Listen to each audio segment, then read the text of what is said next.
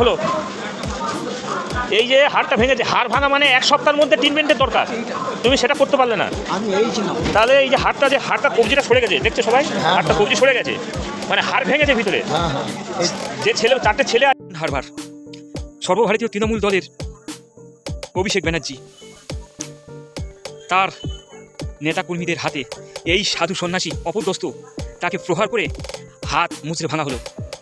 সমগ্র গ্রাম যখন টিএমসি পতাকা নিয়ে জয় গুণগান, কিন্তু এই সাধু সন্ন্যাসী তিনি সর্বদা দেবদেবী আরাধনা নিয়ে ব্যস্ত।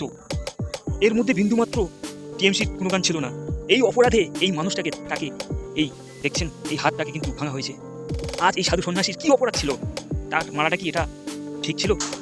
একটা কুড়ে ঘরে বসবাস করে, সকালে বেরোয় হরিনাম সংকীর্তনে, 2 পয়সা চাল ডাল যা আনে সেটাই নিয়ে সংসার চলত।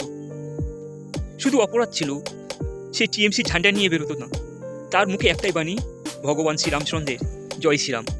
অপরাধ ছিল এটাই। এই অপরাধে এই মানুষটাকে কখনো আমরা ভাবতে পেরেছি যে এইভাবে একটা হাত ভাঙা হবে?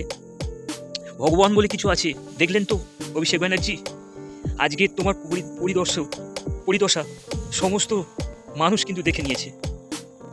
আজ এই অসহায় মানুষটার পাশে কে দাঁড়াবে?